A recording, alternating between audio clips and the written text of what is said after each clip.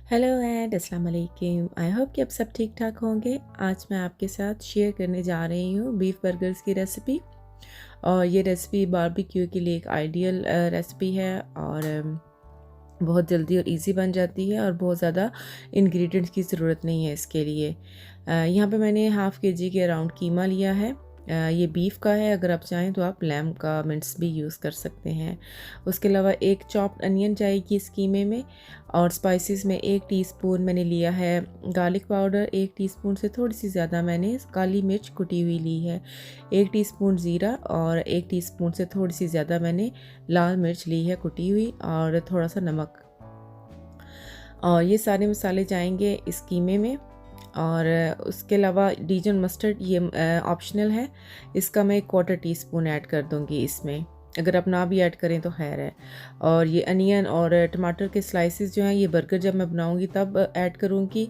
और ये जो चॉप्ड अनियन है ये मैं इस वक्त कीमे में ऐड कर दूंगी। बर्गर्स के लिए मैं ब्रियोश बन्स यूज़ कर रही हूँ, आप चाहें तो नॉर्मल वाले बन्स भी यूज़ कर सकते हैं। और उसके अलावा चीज़ स्लाइसेस यूज़ होंगे। और सबसे पहले मैं पैटीज़ के लिए कीमा जो है इसको मिक्स कर लेती हूँ। कीमे को अच्छी तरह से नीट करना है, इसको मैं तकरीबन 3 से 4 मिनट तक ऐसे ही नीट करती रहूँगी ताकि सारे मसाले अच्छी तरह से मिक्स हो जाएं। जो बर्गर के लिए जो पैटीज़ बनती हैं कीमे की, उसमें बहुत ज़्यादा मसाले नहीं जाते, उसमें मसाले मिनिमली रखे जाते हैं और कम मसाले डलते हैं। और जो नमक मिर्च है वो आप अपने हिसाब से कम ज़्यादा कर लें। अब इसको 3 से 4 मिनट के बाद मैंने इसको गूंदा 3 से 4 मिनट तक। अब मैं एक पैन में थोड़ा सा ऑयल ऐड करके इसको गर्म कर लूँगी। मीडियम फ्लेम पे ही बनाना है इनको। और आप चाहें तो आप ग्रिल या ओवन में भी इनको बना सकते हैं।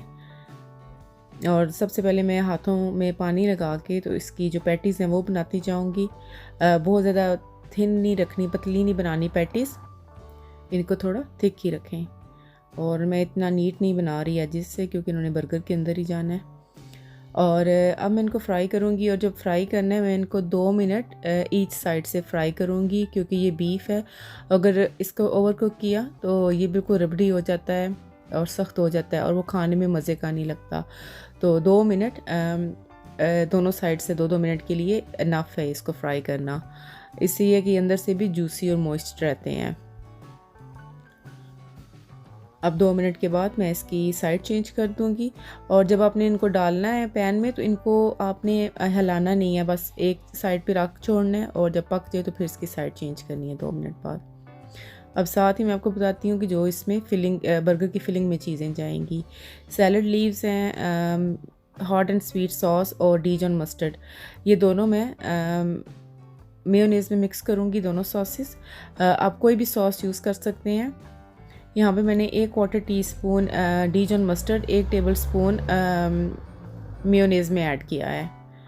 और इसी तरह मैं हॉट एंड स्वीट सॉस भी मेयोनेज़ में मिक्स कर लूँगी। आप चाहें तो आप चिली सॉस भी इसमें यूज़ कर सकते हैं। बारबेक्यू सॉस बहुत अच्छी लगती है इन बर्गर्स के साथ। तो कोई सेट रूल नहीं है, अपनी मर्ज़ी के कोई सी भी आप सॉसेस इसमें यूज़ कर सकते हैं। मेरे पास जो घर में था मैंने वही चीज़ें ऐड की हैं। और अब इधर जो ये पैटीज़ हैं ये भी बन गई हैं। तो मैं इनके ऊपर चीज़ रख के थोड़ी देर के लिए रख दूँगी ताकि चीज़ थोड़ी मेल्ट हो जाए और फिर मैं इनको उठा के बर्गर पे रख लूँगी। और साथ ही मैं जो बर्गर बन्स हैं इनको भी सेंक लूँगी हल्का सा, ताकि ये एक साइड से थोड़े क्रिस्प हो जाएं। बस हल्का से इनको गर्म करना है, कोई बहुत ज़्यादा इनको बन्स को जो है वो ब्राउन नहीं करना। तो अब जो बर्गर्स की असेंबली है वो कर लेते हैं।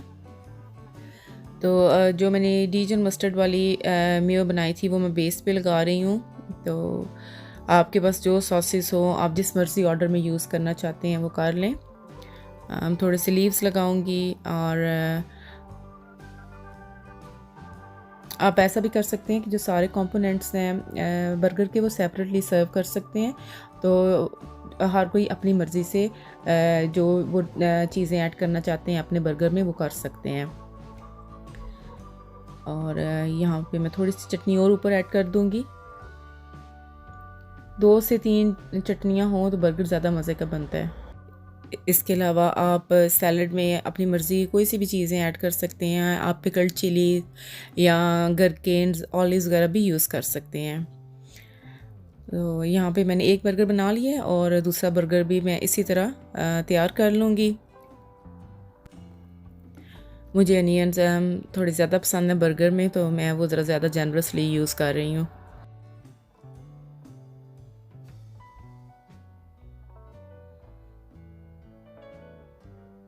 और ये वाला बर्गर भी रेडी हो गया है।